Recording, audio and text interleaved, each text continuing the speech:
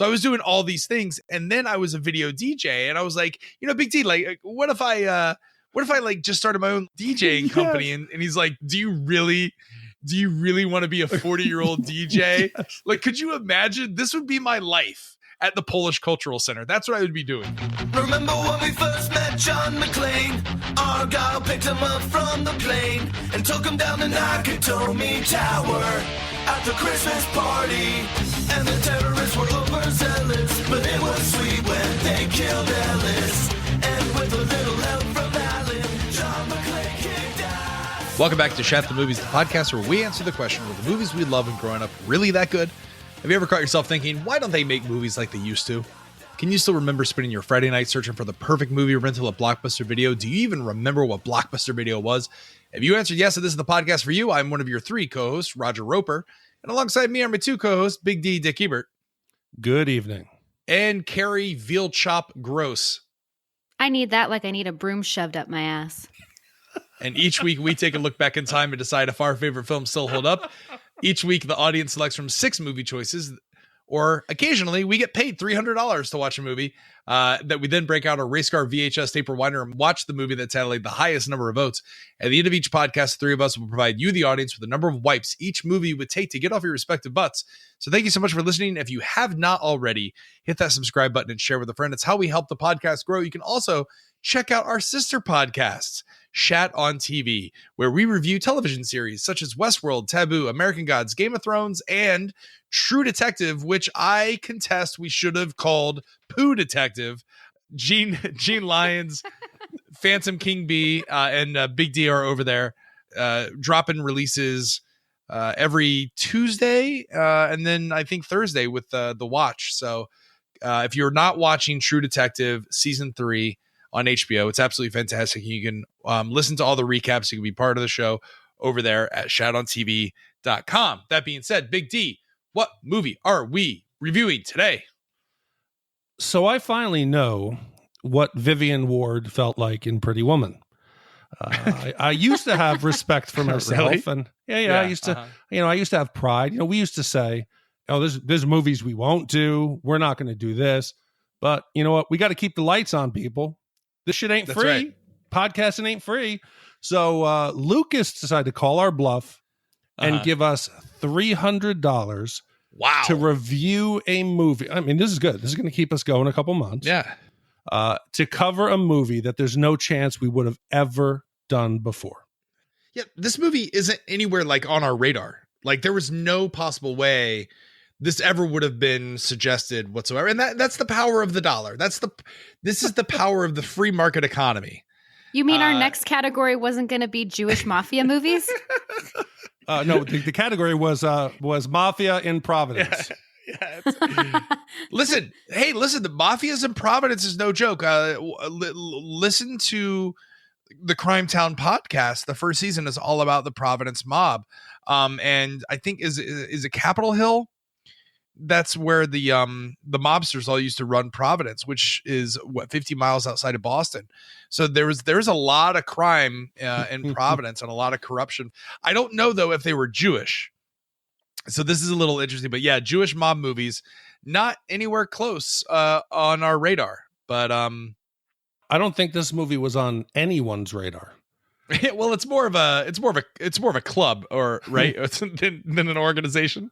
I don't know what it is, but I should have known we were in trouble when Lucas, one of our listeners, he wrote in, and I got an email one night, and it says, "Hey, Kerri and the boys, I'm the fuckface who just donated $300 like 3 minutes ago. You guys have given me countless hours of entertainment, and I wanted to show my appreciation. But I also want to request a review for Safe Men from 1998. You will not be saddened if you haven't heard about this thing. It's not the fucking Fisher King, at least, or whatever it was that you said you wouldn't review. Thanks, Lucas." Wait a minute. When did we say that we wouldn't review the Fisher King? He's crazy. I love that movie. Isn't that the Also, one with it's the chess, right? No. The Fisher King is Jeff Bridges and Robin Williams in New York. And Robin Williams has, I think something traumatic happened. I think his wife got killed, so he's homeless. And Jeff Bridges is a DJ, like a big time, like a Howard Stern. It's beautiful. I think Terry Gilliam directed it. I'm just reaching now, but I loved it. It's beautiful. I would have done that. The movie I said don't request is Prince of Tides.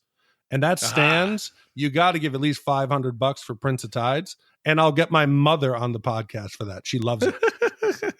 For the record, I think we should refer to the podcast as Kerri and the Boys now. I like it. Yeah. Thank you, Lucas. Mm-hmm. Yeah. It's funny how like you Fisher King, Prince of Tides.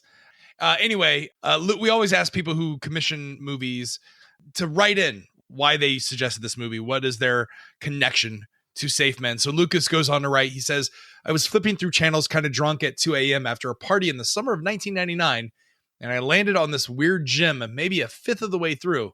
Now, I didn't understand what I was watching, not because it's particularly groundbreaking, but to me, it kind of is. Growing up in the 90s, Seinfeld was king and a culture of detached irony reigned. But being ironic about being ironic was just about to be a thing, and this movie blew me away on that level. It and The Big Lebowski shaped my summer, and I like to think that I'm better for it. Anyway, I'll use my bully pulpit to say, if you're a universal donor, give blood if you can. If you have pets, spay and neuter them. I hope you guys, the Shat crew and listeners who might watch, enjoy this movie as much as I do. And I'm sick of saying sweet stash man and having no one ever say thanks bro back because they've never seen it. And if you don't enjoy it, go buy a pair of exploding slacks. Thanks again, guys. The donation is really just a payment between listening to all your movie reviews and your huge amount of Westworld shit. How about that second season, huh? What a shit pile. This is me finally just paying back you for your time and effort, Lucas. Lucas, hell of an email. We definitely believe in spaying and neutering our pets. So thank you so much. It really does help, pay for our Libsyn subscription and, all the stuff that we have to do as independent podcasters. So I didn't read this email before watching the movie because I like to go into it with a clear head and not be swayed by our listener. Because Lucas is quite powerful with that $300. He could have bought my vote here. That's right. I would have sent him nudes. Saved us this whole recording. Listen, it's not too late. Because when I first started sitting down watching this, I honestly thought, why would Lucas do this to me? Did I do something? Did I wrong him? Was he in high school? Was I on his list in Billy Madison to get even with? But reading this email now, I have a better understanding of why he likes it, because he was drunk at 2 a.m. We all do stupid things. And I realize he doesn't have it out for us, and this wasn't punishment for doing something wrong. What's your drunk thing that you do at 2 a.m.? Like, do you have a thing? Usually shop on Amazon. Yeah, I do the same thing. Mm-hmm. When I was in college, though, we didn't have Amazon. We had like the 2 a.m. infomercials. And I remember buying like it was like the indoor grill, but it was the one that went on top of like a pan. It wasn't like the George Foreman grill. It was like an attachment that went over to a pan. I bought it. It came in. I tried to grill a steak in my college apartment, and I nearly set the apartment on fire. That's the last time I ever did that at 2 a.m. But yeah, I definitely do some drunk Amazoning right now. Kerri, what do you do at 2 a.m. when you're drunk? Well, if you follow me on Instagram, you see I take a lot of videos of me singing and dancing with my 3 cats. I think they're very hilarious. And then the next morning I look at my stories and I'm like, oh God, how do I even have friends? In high school, I actually ordered from a commercial an ab roller. So that was probably the most embarrassing thing I've ever purchased. I used it like 4 times, and I was almost too embarrassed to tell anybody up until this point that I bought that. Remember those push-up things that were like, get deeper, get a deeper but those stretch. Are actually good, though. Those are good. Are they? Yeah. Okay. Even the better ones are the ones that twist. Yeah. Yeah, those are pretty good. Well, Safe Men is a 1998 American criminal comedy film written and directed by John Hamburg in his directorial debut.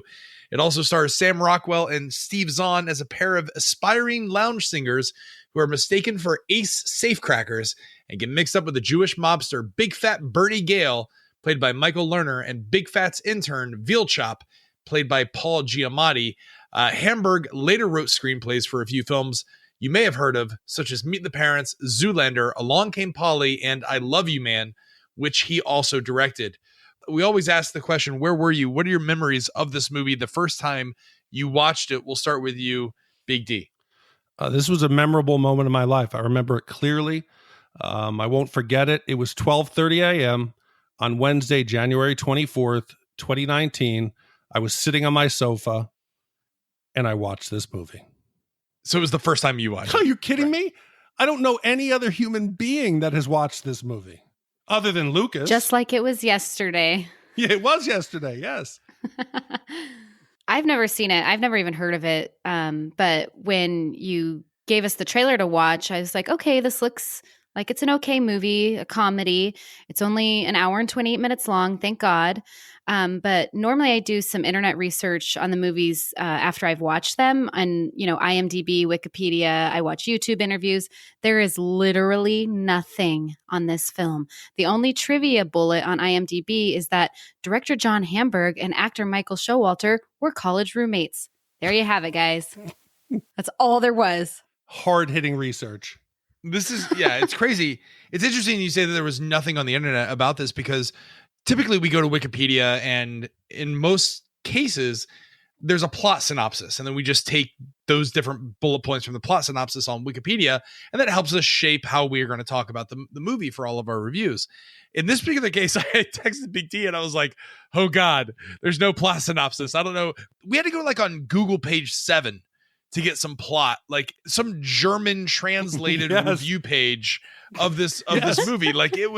That's how deep we had to go to get people who had actually seen this movie and written something about it. You're not joking. I thought I was going to have to go to the dark web. I thought I was going to have to go to Silk Road and pay somebody in Bitcoins to get a breakdown of this movie. There goes our $300. Exactly. Yeah. Well, it's strange that you guys have never seen this movie because I definitely remember renting this movie during my I don't have friends in college, so I'll become a hipster movie aficionado so I can seem cool at parties phase. Obviously, it didn't work, but I do remember renting this movie at Blockbuster Video. I don't know if I've corrupted that zip archive file, but I tried to retrieve it. The only thing that I remember of this movie is right at the end, there was something that jogged my memory. I was like, oh yeah, I think I definitely have seen this. But again, I was trying to be quirky. I was trying to be cool and I watch interesting movies and that aren't mainstream. But again, that doesn't make you cool in college. It kind of makes you a loser. So yeah, but this is the second time I've ever watched this movie. So Lucas, hold on to your butts. Big D, play the trailer. Sam and Eddie have come to a critical point in their musical career. We gonna get it on. We're gonna turn this brother out. Yeah. The end. Yeah, put your hands in the air and wave them like you just don't care. Let me hear you say, oh, oh, all right. But now, You cracked this guy's safe and you made $36,000. their new career choice isn't very sound. Wide open. It's open? And it certainly isn't safe. You want to know who I work for? Me. You're big fat Bernie Gale. Really prefer people not use the fat part. Terrible things start to happen. Do you think you can pay for big fat Bernie Gale? Please, God. I'm gonna give the two of you 1 week to crack 3 safes. Because if you don't, I'm gonna kill the both of you.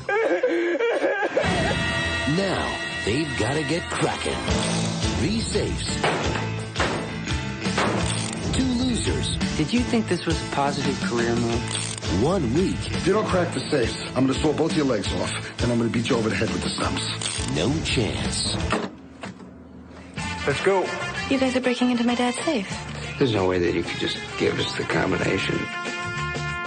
Apricot or raspberry? This man is in the Mafia, Sam. He's not going to let us off the hook because we send him a basket of sundry goods. He's in the Jewish Mafia. I'm sure that's much more like a club. October Films presents a comedy I once sold a woman a pair of exploding slacks. about 2 guys who are so incompetent, it's a crime. Relax. He's not going to kill you. Shut up! Safe men. Somebody in your field, you act like a sissy. Sam and Eddie, played by Sam Rockwell and Steve Zahn, are 2 losers in Providence, Rhode Island. For 5 years, they've been trying without success to establish themselves as singing musicians, but Sam can't remember the lyrics, and they cannot even manage to entertain the members of the Pulaski Association. En route home from their latest failure, they are mistaken in a bar for Frank and Mitchell, played by Mark Ruffalo and Josh Pays, a couple of flawless local safecrackers, and soon Sam and Eddie are conned into picking up an easy $300,000 from an ailing old man's safe. So I'm cautiously optimistic at this point. Sam and Eddie harmonizing in front of that group of silent elderly Poles, it had me smiling. And the lines like, oh, come on, Eddie, it's a Polish tradition to show appreciation by silence. It was a funny opening, and I was thinking, I hope there's more singing, because it could be a bit entertaining. This reminded me of two things. When I was in nursing school, we had to, we did a rotation at a nursing home, and it was very much like that. I mean, these old people, none of them were cheerful. They're all miserable. They're all old. They're dying, sitting around. But I kind of got more of a vibe of a VFW. My dad's a Marine, and so he always hangs out at the VFW. He actually got married 2 years ago at the VFW, and it was on a Sunday at like 11 a.m., and we got there, and it was a potluck wedding. And we go into this open room, and there's all these little old ladies. And I'm like, Dad, do you know all these women? He's like, no, it's bingo. But they knew that there was going to be a potluck after. So half the wedding guests were just old ladies at the VFW smoking cigarettes, waiting for bingo to be over and my dad's wedding to be over so that they could eat the potluck wedding food. It's very much like this. Yeah. I've also experienced a couple of VFWs. The VFWs are kind of fun. We have a mutual friend, Big D and I do, who's a wrestler.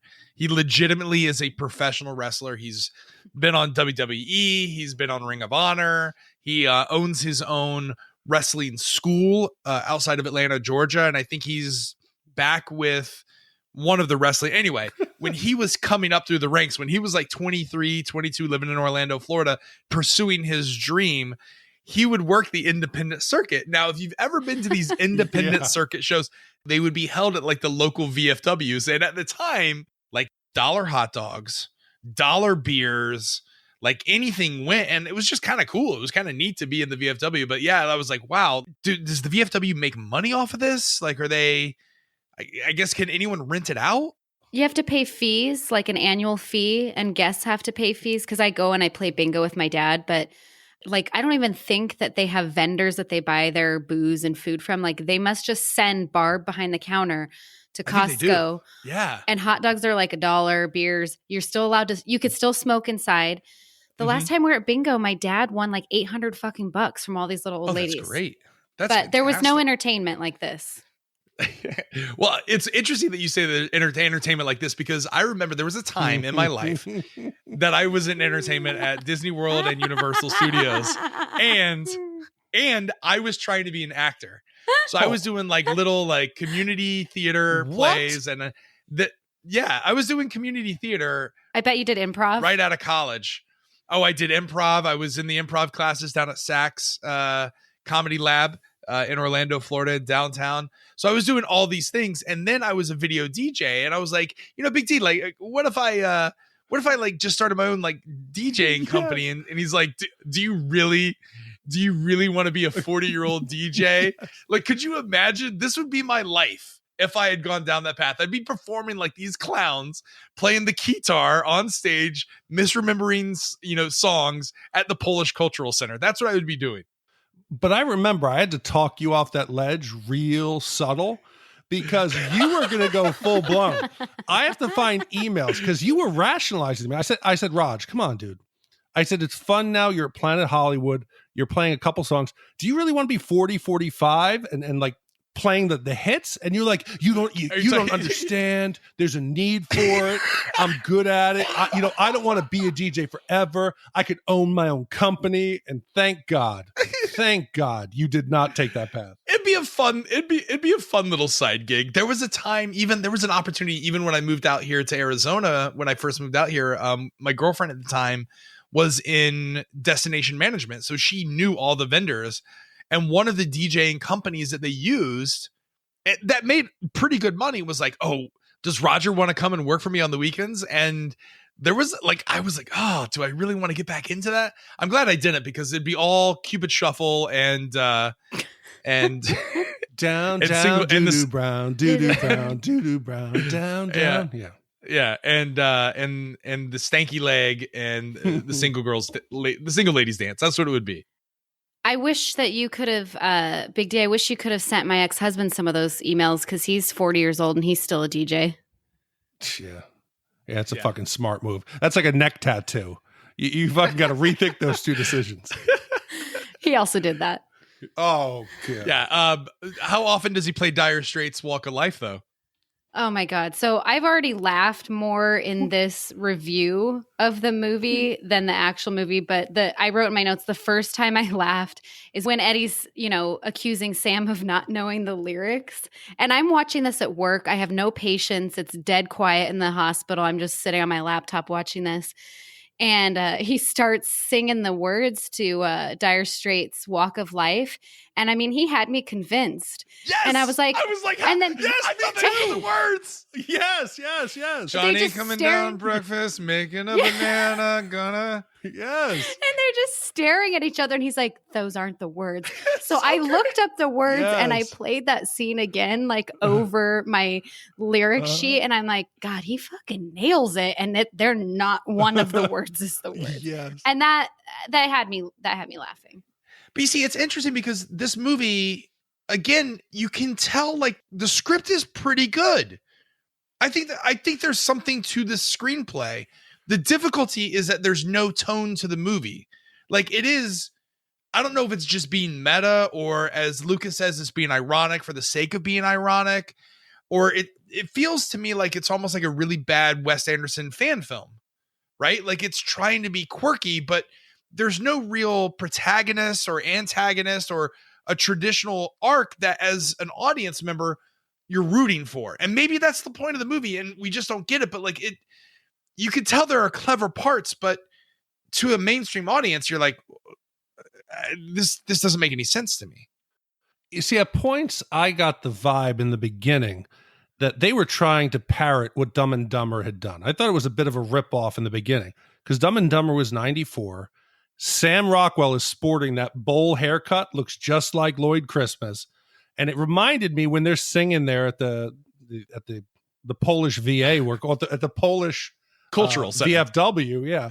When they start singing, it reminded me of Dumb and Dumber, where they're in the Mutz Cuts van with the floppy ears and they're singing and all the stupid hijinks. No. I think they started with that premise and it just went south. No, this is a little different. This is like total, Royal Tannenbaums. Everyone's wearing matching jumpsuits. No. There's, there's characters that are doppelgangers of each other. And there's all this, we got the wrong people and all that kind of stuff. And, Paul Giamatti's in it. So, I mean, that's what this movie is. It's trying to be a quirky little independent movie that is at Sundance, where it's strange because they throw in plot devices that don't pay off. Like, the ass pads. The running gag is that Sam Rockwell is wearing ass pads. What is the point of that whole plot? And have you guys ever worn any body enhancement items? I have to say that my grandmother on my dad's side used to wear those. And I was very young. I didn't know that wasn't like a thing that people did. As I matured and got older, I was like, oh, not all adults wear like chicken cutlet ass underwear. No, just my grandmother. I don't know where she got them. She must have ordered them online at 2 a.m. But did she have like a flat butt? Like, do you come from like a long line? I couldn't tell you. I never saw her without them, but I can't imagine why a woman in her 70s or 80s felt the need to put on. Believe me, when I'm 70 or 80, I'm not going to give a shit what I look like. But I did like the interaction between Sam and Eddie. I in fact, I texted Big D before you had even started watching. I was like, yo, these guys are totally us. You and I, unfortunately, we don't have matching tracksuits, but Gene and I do. And we wear them when we dress up as George Washington and Abraham Lincoln or Shirtless Lincoln when we go to USA matches. So like, imagine, if you will, George Washington and Abraham Lincoln wearing matching red, white, and blue velour tracksuits, but like he's wearing the stovetop hat, he's got the beard, I'm wearing my white wig, my tricorn hat, and we dressed like that in Nashville, went bar hopping, and it was spectacular. It was amazing. You just hurt my feelings. You said how Eddie and Sam remind you of you and I, but then you bring in Gene. Why do you gotta do that? Big D, you and I can get matching outfits. Oh, that'd be fucking cute. Let's do that. I'll get you a little beret. Let's pick a present. But I thought the exact same thing. I said, without a doubt, Roger is Sam, 100%. He's talking shit. Oh, I know the lyrics. He's got all these grand ideas. He's talking himself into getting himself killed. I'm trying to roll him back. I said, fuck, this is us. This is us. And it's so true. I'm like, let's just look. Nothing's gonna happen to us. I'm pretty sure he's not. Let's just go get him a gift basket and send it to him. Let's go shopping for some jams and scented oils, and then big fat Bernie Gale is gonna let us live. No, Roger, he's not.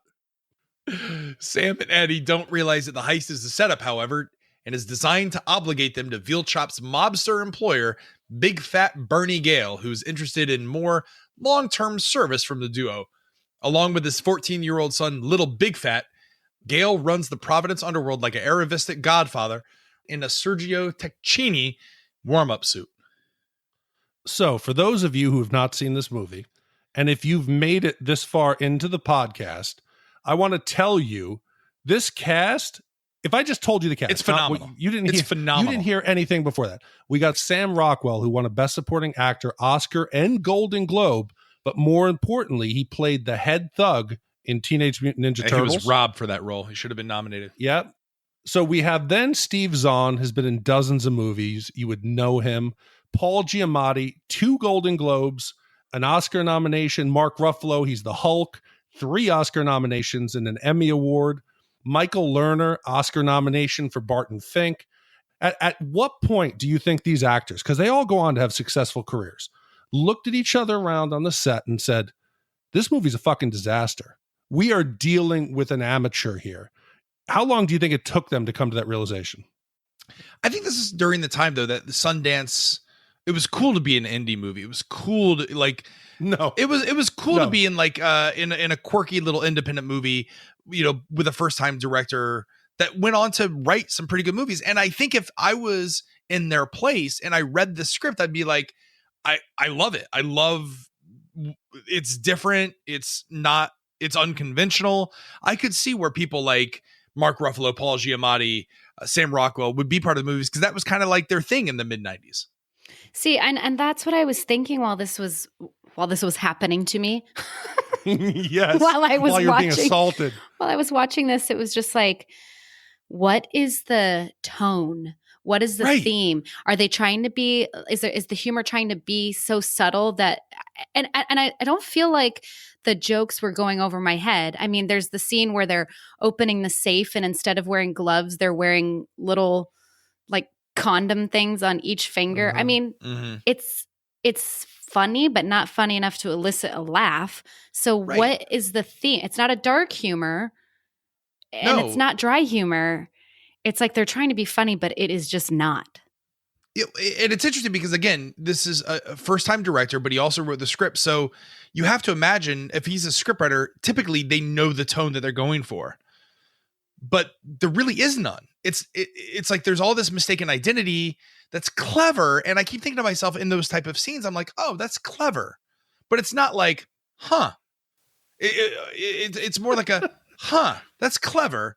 But it's not enough to like make me chortle, if that makes sense. And this whole mistaken identity is not clever enough to keep me from being distracted by my phone. This movie is 87 minutes. It feels like 4 hours. Yeah, I mean, I put in my notes, I was like, is the trope of mistaken identity enough to sustain an entire plot? And then the movie just keeps going, and it just keeps going. But it was like a level of humor that I could see them in the writer's room being like, oh, this is going to fucking be great. This is going to be, like you said, Wes Anderson. There's a whole scene there where Paul Giamatti is talking about nursing the old man. I've done my fair share of male nursing and nurturing. And it's just bad. It's not funny. But, and just so we're not shitting on it completely, like the relationship between Sam and Eddie, great. You get in these other characters like Big Fat Bernie Gale and his son and the whole pork chop Sasha thing. I thought the movie was actually improv. I didn't think there was a script involved. I thought they put him on set and said, okay, here we go. In this scene, Big Fat is going to try to get his suit tailored, his tracksuit tailored, and you're going to come in and threaten to kill somebody. And action. It was like a bad episode of Workaholics. That would have been much better for this to be like on a stage, like whose line is it anyway? And then they're just given Be the great. first plot point of, hey, you're mistaken identity. Yeah. And then everyone has to just make up their character and the scenes and go from there. And everyone's just feeding off of each other, all improv. I would have died laughing if those jokes had been played that way, that none of it was planned or intentional. And then this is how they end up in the movie. That's as a student of improv, that's called the Herald. Long form improv, where you are given something and then just try to make something out of it. No, Long but I form. think Kerri, I think your propensity to watch Law and Order, you've cracked the case. This movie feels like the first scene was improv, and then they would let it go for about 20 minutes. Then they jump to the next scene. They'd start again and keep going because it's a bit disjointed. And that happens when you're just freelancing, when you're freestyling improv. It's like the director was like, okay, you guys, you're singing at a polka club. And then next thing you know, you're going to be bank robbers. And at some point you have to meet up with this fat Jewish mob guy and then end up in a bar mitzvah. Go. Yeah, but it's like, are we supposed to be afraid of Bernie? Are we supposed to be afraid of Leo? Like Bernie, like at no point do you feel like the characters are in any kind of real danger. And again, a traditional movie would have some sort of hero arc where the protagonist is presented with a challenge, and usually in kind of a buddy cop movie, something like this, there would be some sort of down part, or some, you reach your lowest in the second act of the movie, and the third act is the redemption where they learn something or they grow from something. I don't really know what happens. Like, there's none of that. There's no traditional arc, and again, I don't know if that's the whole point of the movie, is that there is no point of the movie. As Lucas says, like, is this just a Seinfeldian situation where it's just about nothing? It just, hey, we're going to make a movie. You see, like Dumb and Dumber works because you have Harry and Lloyd, idiots in a normal world. And the normal people react to them in ways of disbelief, whether it's they're duct taping the bird, the blind kid, or they're, throwing the salt over their shoulder. Everyone else is looking at them like they're idiots. Here, they break into that first house with Hannah in the house. Right. She catches them and she's like, hey, what are you guys doing? I'm I go gonna wake up just my- ask No, you she to doesn't- leave. She doesn't do that. She doesn't talk like Pretty that. It's much. more of like a clever interaction. Clever? It's no one would ever react in that manner that she does. Right? You know what this movie is? It just reminded me of? This movie is like Napoleon Dynamite, where all the characters are quirky and weird that make no sense of why they're doing, and there really is no point to the movie. Except I actually laughed at Napoleon Dynamite. What did you laugh at Napoleon Dynamite? Like what? Eat your damn. I still love technology. Okay. Get your freaking food, Tina.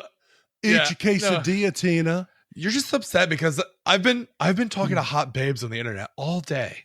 All day. What about glamour shots? The girl coming to the door selling glamour shots? But again, doesn't that feel like Yeah, it was funny. There's a little bit of correlation though. I mean, don't you see there's some parallels between those two movies where everyone's just kind of quirky for the sake of being quirky? Yeah. The only thing this movie and that have in common is they were both on screens in theaters with empty seats. You're ridiculous. And people would pay to buy a ticket. That's all they have in common. Side note, I once walked in on two people robbing our house when I was like 10 years old. No. Yeah. And it did not go down like, hey, I was just making what making a fruit juice. What are you guys doing? So you're 10 years old, you walk in, your dad, a former Marine, I assume is not home. No, I was living with my mom. I was a latchkey kid. And so I got off school at like 2:30, 3 o'clock. My mom would work until like 5 or 6. And so I was allowed to be home by myself for 3 hours. And I was coming up the stairs to our front door and I noticed, and an adult might be alarmed by this, that the screen was busted off of our front door. Oh, and then the window was like, or the screen was busted off the window and the window was half cracked. But as a kid, I'm like, oh, that's strange. And I'm unlocking the door. And as I swung the door open, two guys were in the living room and one was half out the window and the other jumped out after him and took off running. But I mean, they obviously heard me enough to take off running. But yeah, I can only imagine if they weren't able to get out of the house, how that would have.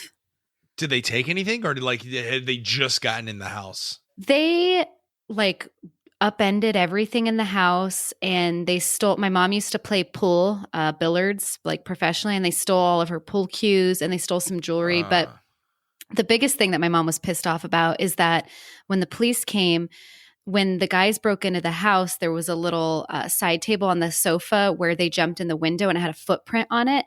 And they kept that in their evidence locker for like 9 years.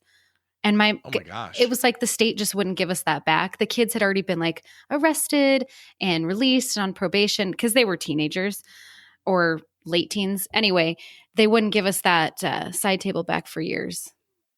Oh, jeez. You should count yourself lucky. That could have gone. Yeah, they could have gone sideways real quick. Yeah, real worse. Yeah, you'd be worried about losing something else other than the end table. Yeah. I've told you my story of when my parents were home invaded, right? Like my entire family on my mom's side. Was this the invasion by the spirits, by the ghosts? No, that's a different story. The body snatchers? This is a true story. Like New Year's Eve back in like 2004, and my mom describes it as she was moving in furniture from the van, and she turns around and a gun is pointed in her face. Oh my God. And there's a guy in a ski mask and he's yelling at her. And at first she's like, I didn't know what was going on. At first I thought it was my uncle who was trying to play a prank. And he's not a very funny individual because that's not funny. But like, it's something that he might try and do. I don't know, for some reason, but she realizes quickly then after that, she said it was kind of a surreal out of the body experience where, oh shit, I truly have someone asking me where the money is, where the jewelry is. Don't fucking look at me in the face. Like all this stuff. Long story short, they gather my entire family back in a back room, facing the wall, makes everyone get down on the knees. They hear my grandfather pull up in the golf cart. They pull him in, put him down. They take jewelry. They take any kind of cash that was there. They take the van. They found it's crazy because the detectives, unfortunately, I don't watch Law and Order, but they certainly don't portray how real detectives act in situations like that. The Miami detectives come and they're like, instead of being comforting during a time like this, they're like, yeah, consider you guys selves lucky. Just last night we responded to a case, similar situation, New Year's party. They came in, they robbed everyone, and they raped all the women. Oh my God. So consider yourself lucky. But I think since then, it's definitely changed my parents. And I think to myself every day, what would have happened to me had all my family died? Oh, you know what I mean? Like, I'm not trying to laugh. I thought you were going to say, what would happen if you were raped? I'm sorry. No. But like, would I have become Batman? Would I become some sort of vigilante? Like, would I have gone down a path of like craziness? Imagine if your grandpa had came around the corner on that golf cart with a dead body all propped up like Weekend at Bernie's. Oh, there's two of them. There's two of them out there. We got to get out of here. Did your parents open up the safe for them? Did they show them where it was? Yeah. Well, speaking of Bernie isn't convinced that they're the real safecrackers, and he gives Sam and Eddie 1 week to pull off 3 heists lest they suffer his wrath. Not knowing what they're doing, Sam and Eddie head off to do the best they can, not realizing that Mitchell and Frank are working on the same jobs. And to make matters worse, the 2 novices unknowingly end up in Leo's basement where they meet his daughter, Hannah. And Leo runs a fencing operation that Hannah caters. While Sam is instantly attracted to her, Eddie wants to keep the number of mob members in their lives to a minimum. So I'm going to speak to probably, 20% of our audience that's still with us this far into the cast. I'm going to talk about one of the highlights of my childhood, and it's in this movie. There's a scene where little fat Bernie Gale is playing hockey with Pork Chop. It's Veal Chop. With Paul Giamatti. Oh, it's Veal Chop. It's not Pork Chop. Veal Chop, oh, which I argue is worse. Like, don't eat veal. Can we stop that? You know what the veal is?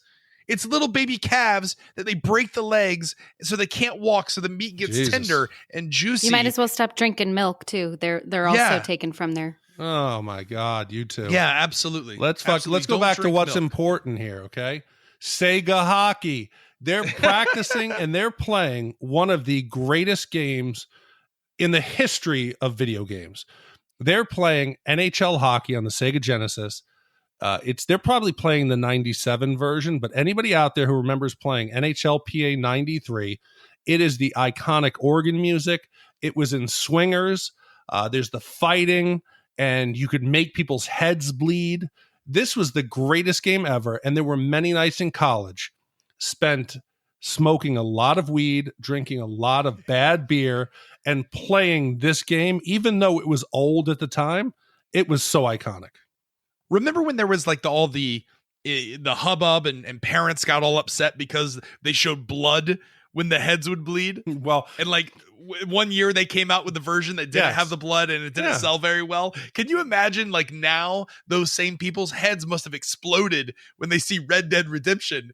And when I use my when I go into my dead eye after drinking my little tonic and I'm using my double-barreled shotgun and I'm making the outlaw bandits' heads explode in slow motion. I would just wonder where those people are today.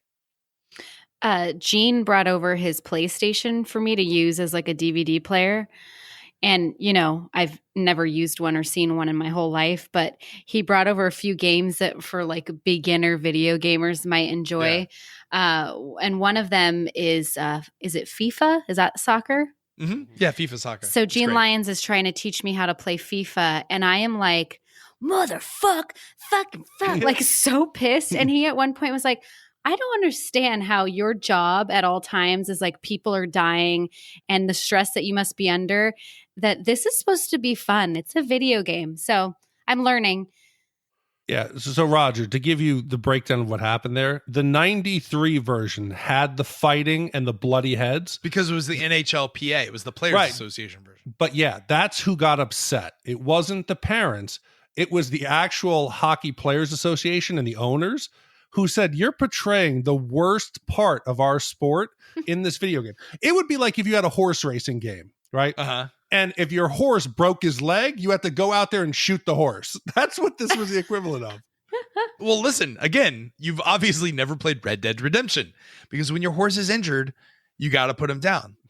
You literally have to take your horse Biscuit that's been on with you for 40 hours and you can't redeem him.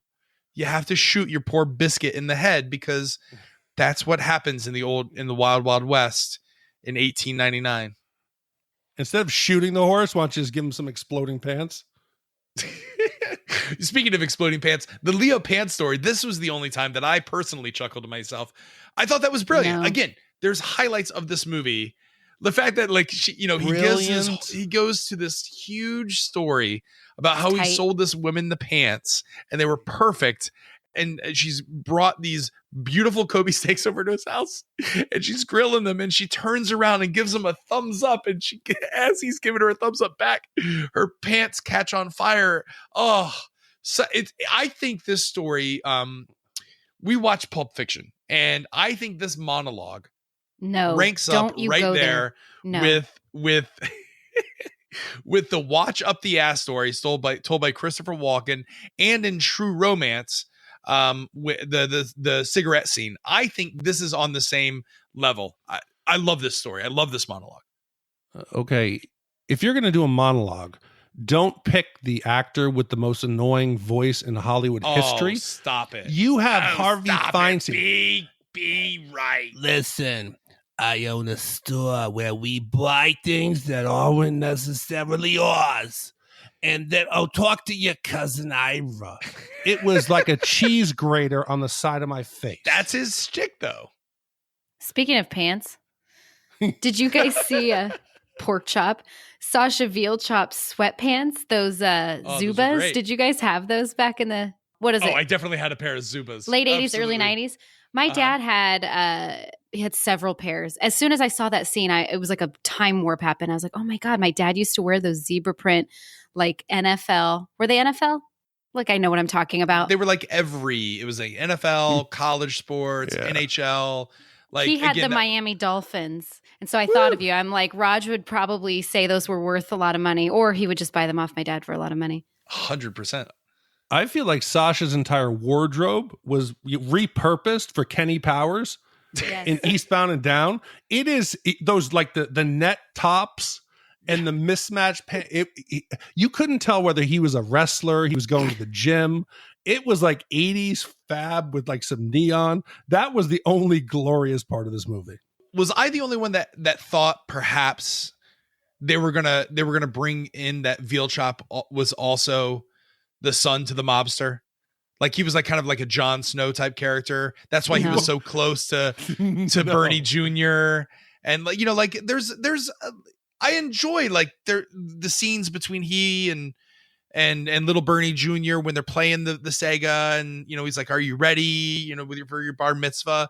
Again, it's like if these are the bad guys, they're not doing a good job of establishing to the audience that maybe I shouldn't root for them. I like Veal Chop. I like Big Fat Bernie. I like Big Fat Bernie Jr. Who are we supposed to root for in this movie? I don't think I've written in my notes so many times, what the fuck? What the fuck? What the fuck? What the fuck's the point of the pants story? What the fuck is going on with the fencing warehouse? Why is this chick's job making hors d'oeuvres for customers? What's the point of the ass pads? Why? What's the point of Eddie's dad being a master safe robber and then he finds the book? What's going on here? What's the point? Is this supposed to be like his arc? Yeah, like and that's the name of the movie. It's the name of the movie. Oh, and then at the end he says, "I feel safe, man," and it's the movie again. It's like that scene in Family Guy where he's like, "Oh, that's why they name it the movie that way." I just found myself wishing that there was more singing and less safecracking. You know, something like Step Brothers with the Prestige Worldwide. I would have rather had a full concert by these two guys harmonizing the wrong words to Walk of Life. That's a film I'd rather watch than this one. I was disappointed that, you know, at the end when they come to the bar mitzvah that they didn't perform at it. That, you know, we'll get to Spoiler alert. Right. Yeah. Listen, there's one more bucket. There's not one more performance from them. That would have made me laugh to have the two of them singing again. Well, you think that's going to happen because they're like in the green room. Like they're getting ready, you think, to go on stage. Anyway, Hannah lets the guys go, but sparks fly between her and Sam. It just so happens, however, that the real safecracker, Frank, is her ex-boyfriend and that she's sworn off dating criminals for life. The coincidences, double crosses, and unlikely romance culminate during the bar mitzvah of Bernie's son, little Big Fat Bernie, whose present was supposed to be the stolen Stanley Cup, which was stolen from Good Stuff Leo by the reluctant Sam and Eddie, only then to be returned to Leo and Hannah by Frank and Mitchell. And then for some reason, Peter Dinklage shows up playing the midget enforcer. Yeah, he's LaFleur. He's apparently the enforcer for Leo. He shows up. Hannah stops him before he can go and break kneecaps. And then they dance at the bar mitzvah and the movie ends. Like, that's the movie. It makes no sense to me. What did we just watch? Peter Dinklage looks great. Oh, he looks. He looked good. He looked like he could break some kneecaps. But in this bucket, it's kind of big. There's a character that I think was underutilized, like no one else. Cousin Ira. Do you guys remember in the barbecue scene? It's the table, the family, and then in the back corner, there's the little short 12-year-old freak cousin Ira. He's wearing a flat cap. He's drinking wine. He's playing with a Rubik's Cube. And then Hannah and Sam start to make out, and he kind of creeps over and looks through the lattice work on the fence. The dad makes a comment that, talk to your cousin Ira. He's got emotional problems. Where is the Ira movie? Where is Ira in this movie? Ira is the kid, if some of our listeners that watched any other indie films during this time, he's the kid that's eating spaghetti in the bathtub in Gummo. So, I mean, that's what made me think, are they trying to be this kind of elitist dry humor by putting that kid in there as like a little nod? Yeah, I thought this was the kid who played the banjo in Deliverance. That's what the kid looks like. Yeah. But like I've always secretly wanted to be Jewish. I've always been jealous of my Jewish friends. Like a lot of people think I'm Jewish because of my last name, but I'm not. I was raised Catholic, obviously, as I've talked about many times on the podcast. But bar mitzvahs always look like so much fun. You know what I mean? Like I was a camp counselor at a predominantly Jewish sleepaway camp one summer during college, and it was phenomenal. But all these kids had like unbelievable bar mitzvahs, and they got and this is a rich camp, and they were getting like $25,000. Like, I don't know. And I feel like maybe if I had been Jewish, I could have had an easier time in Hollywood. So you want to know how strange it is that sometimes things happen in your life and it just sticks with you and you don't know why. Like song lyrics, you just don't forget them. I'm not Jewish. I'm not religious at all. I went to one Passover and my best friend had his bar mitzvah. And for some reason, I could sing half those songs. Baruch atah Adonai Eloheinu melech haolam Daidainu Daidainu. Why do I fucking remember that? Why? You were because obviously you've been reincarnated. It has to. You were at one time. You were You were actually an old Jewish rabbi. man in a child's body. That makes a lot of sense. Oy, oy vey. I'm so schwitzing over here. L'chaim. But also the bar mitzvah DJ reminded me of Sinbad. Anyone else coming with me on that one? Like it was a white Sinbad. Fuck no. You talking about MC Victor? Yeah. No, he was the hype man. MC Victor was the hype man. I don't know. The guy wearing from the bris to this, he can't miss. Yeah, from the bris to this. That's it. Yeah. Yeah, I want a movie where cousin Ira, and MC Victor partner up and go on the road. Got it. And then their openers are the Dire Straits cover duo. Yeah. Yeah. I don't know. I again, did you happen to think that this movie just ended like without a climb? Like there was no climax throughout the entire movie, and then the ending, it just sort of ends. Yeah, it was the worst ending. I feel like, how can they wrap up this whole movie with this end dance scene, and it doesn't ever touch on that they don't get the Stanley Cup to the kid for his bar mitzvah present. And then did you all see in the corner in the back? I had to pause and rewind several times. There's just a man spray painted gold. So I'm like, oh, are they saying that man is the Stanley Cup trophy and nobody knows what the Stanley Cup looks like? So they're just... No. What was the point of that? No, that was like a street performer. Like, haven't you seen in New Orleans, like they have the silver guy? I've seen those. I've seen those. That's what it was. But they also did they spray paint the other guy? Did they spray paint Eddie to stand in as the Stanley Cup and everyone's just too dumb to notice? No, if you saw like at a bar mitzvah, because like I told you, my friend Michael Poses, he had his bar mitzvah. They have different stations to entertain the kids. In this, they had in one corner, they had what looked like an NHL player who was signing autographs. But forget the Stanley Cup. This movie violates one primary rule of filmmaking and screenwriting. It's Chekhov's gun. You don't introduce a gun in Act 1 if you don't plan to use it in Act 3. They introduce the exploding pants. And we're like, oh, fuck, this is going to come back. These blue exploding pants. They give Veal Chop a pair of the blue slacks. That's what I thought was going to happen. I thought for sure we're going to see him go off at the bar mitzvah, put on his blue slacks, and in the other room, it was going to explode. That would have at least been a bow tie in the end of the movie.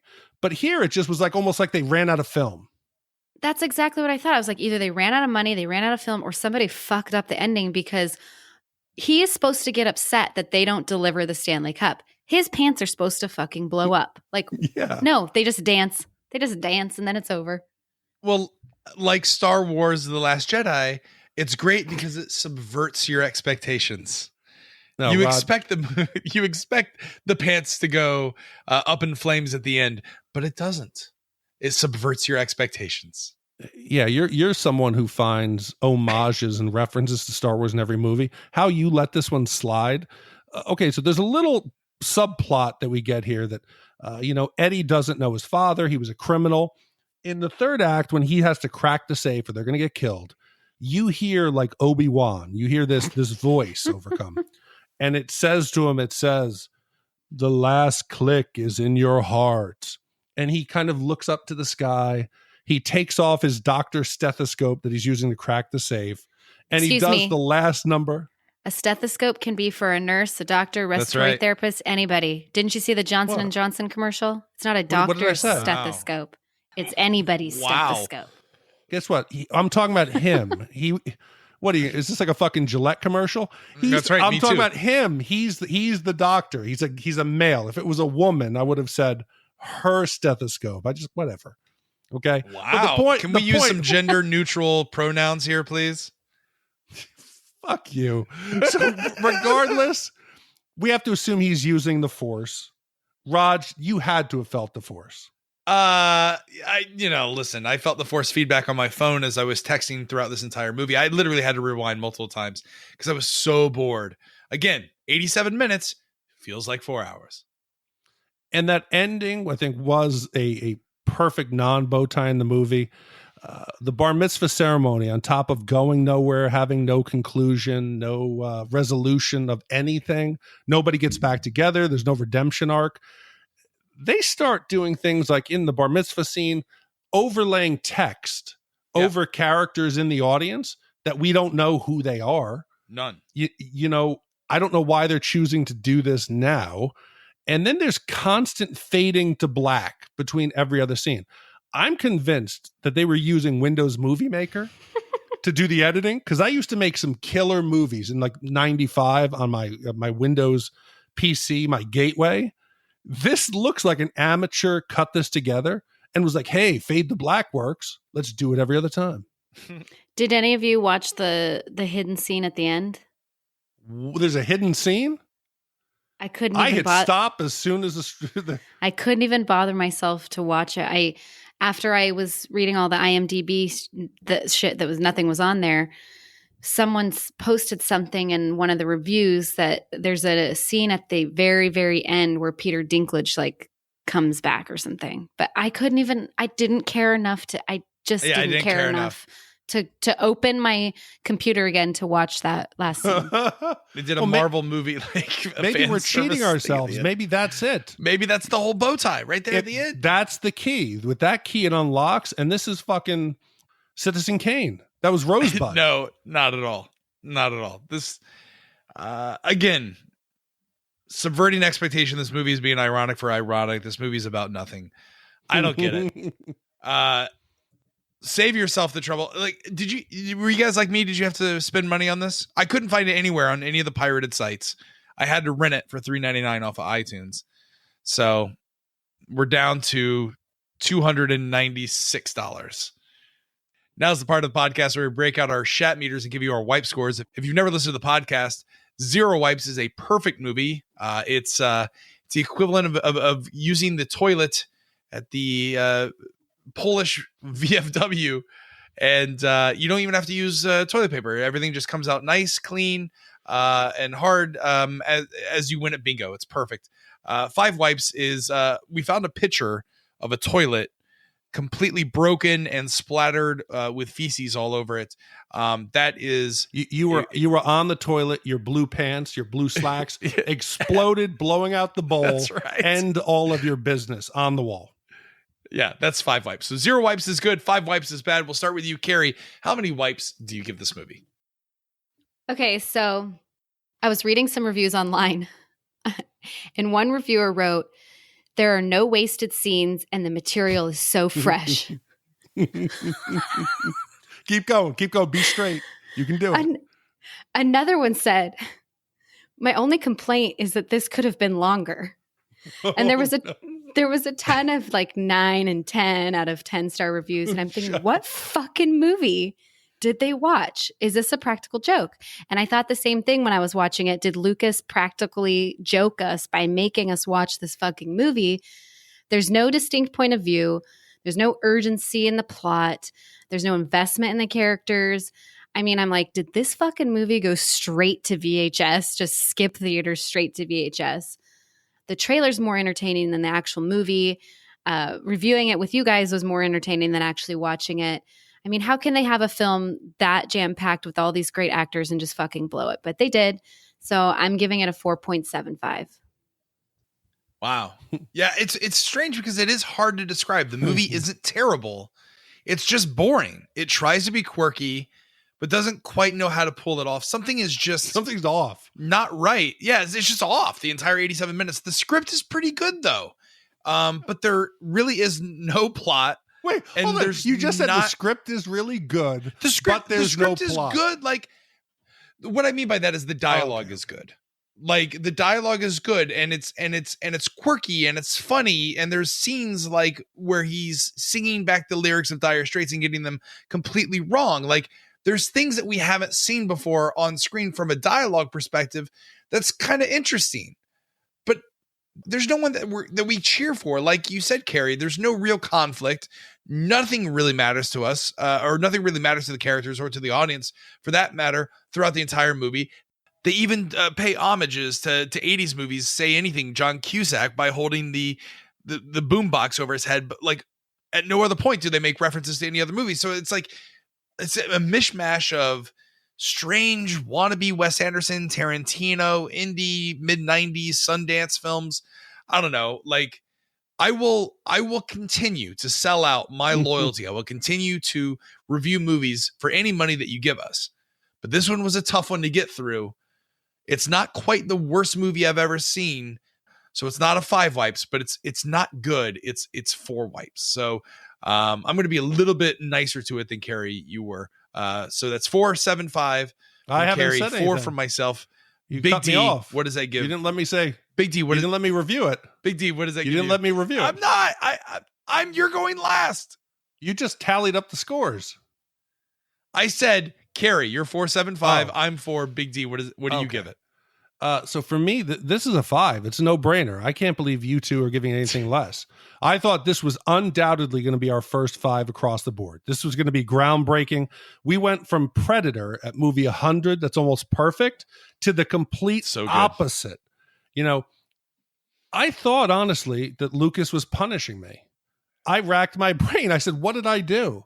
It's 12:30 and I'm watching this. I'm like, why did Lucas do this to me? The movie was not good. The cast was awesome. Like you said, the script was quirky. And maybe if you had a director who knew what they were doing, who wasn't a rookie and didn't shoot it like it was done on a handheld camera and edited together with Microsoft Movie Maker, it could have been something. There was something there. You got Academy Award winners in the cast. You got Golden Globe winners. You know, when Sam Rockwell dies and they list his biggest roles and accomplishments, I don't think Safe Men is going to be on there. And I think all of these actors are embarrassed they're part of it. I don't think so. It is a 5 without a doubt. There's no ending to the movie. So Wait, when you write I a have script, an ending. Oh, you do. Let's hear it. I'm going to watch it. Should I unplug my headphones so you guys can hear it? No. Just tell us. Just tell us. Okay, it's 2 seconds. It's 40 seconds. It's a big fat, what's his name, in the bathroom peeing in a urinal. Peter Dinklage has got the hammer. He sets it on the sink. There's the 2 urinals that are the same size and then one really low one. So Peter Dinklage is peeing in the little one. Visual humor. Then the big fat guy scratches his head and walks out. That's it. Yeah, perfect fucking bow tie. That added so much to the movie. Didn't wrap that up. Yeah, this was a misstep, and needless to say, after this movie and one more failure, I think it was Along Came Polly, our buddy John Hamburg stick to writing scripts and directing bad TV shows. So save your time, don't watch this, and instead get ready for next week. So if we were to add up all our scores, 4, 7, 5, 4, and 5 wipes, and divide by 3, that gives us a 4.583 repeated score, which puts it where in the pantheon of Shat rankings, Big D? Yeah, as much as I wanted this to be a 5, I think it's kind of where it belongs, with a 4.583. That puts it now in the 95 spot. Okay. It is worse than 10 Things I Hate About You and Predator 2. It is better than Showgirls and Willow. I would watch Showgirls or Willow over this any day. I'd watch scenes of Showgirls, ironically. Maybe Showgirls maybe they were being ironic for the sake of being ironic. I think we made that.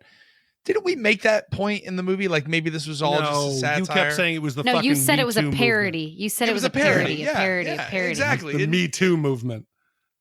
Know me, I'm alone.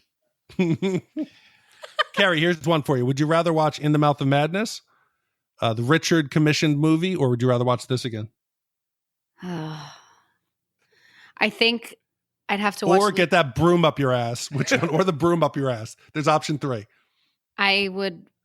Oh, God.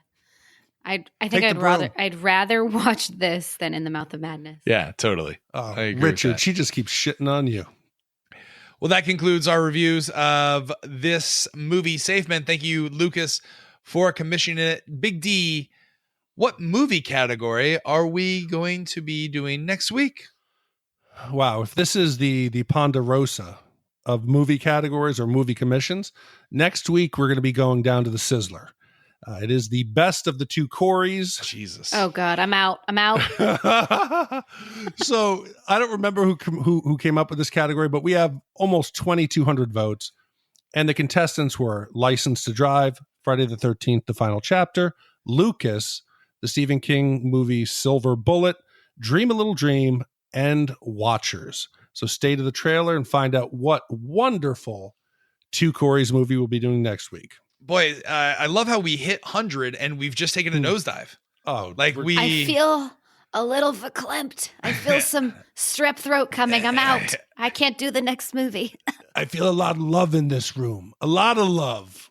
A lot of love. Why don't you pay attention to your cousin Ira? He's got emotional problems. That concludes this week's episode of Shat the Movies. Be sure to follow us on social media and share with a friend. We're everywhere, including Twitter, Snapchat, and Instagram. Just follow at Shat the Movies. You can also find us on Facebook. Just search for Shat the Movies Podcast. Our website, where you can vote on upcoming films, is shatthemovies.com. You can also commission us by clicking that link, commission a movie. If you want to email us your suggestions for upcoming movies or a category, email hosts@shatthemovies.com. We're everywhere fine podcasts can be found, including iTunes, Google Play, Stitcher, YouTube. Be sure to subscribe. And if you stop by iTunes, please be sure to leave a 5-star review. That helps the podcast grow. Also, check out our sister podcast, Shat on TV, where we review television series such as Westworld, Taboo, American Gods, Game of Thrones, and True Detective. Find all the information on our website, shatontv.com. On behalf of my co-host, Big D, Dick Ebert, Gene Lyons, the King Bee, Kerri, Pork chop. Veal Chop, Gross. I'm Roger Roeper. Be sure to join us next week for the following movie review. Thank you so much for listening. Take care. Good night and good luck. Meet the Andersons. Yes, they're all awaiting a big event. For your information, this is exactly what I ate when I was pregnant with all of you. But Les is excited about an even bigger event. Less than 48 hours away, the people at the Department of Motor Vehicles are going to be handing you your license. His reputation is riding on it. Do you think there's any chance we could get it Saturday night? Not a chance in hell, Dean. The date of a lifetime depends on it. Mercedes Lane. But it doesn't look good. You failed. He failed? Honey, what is wrong with you? Is this the end for Les Anderson? I thought that we had a date tonight. An innocent girl. A harmless drive. What could possibly go wrong? See, license Whoa, to whoa, drive. hold on. You got to show him the rest. Oh, okay. Les knew that he could regret it. This is it. I'm up. He knew he might be sorry. Aren't you drinking rather heavily? This Mercedes has a dead battery. Okay, do your breathing. But he did it anyway. There's nothing to worry about.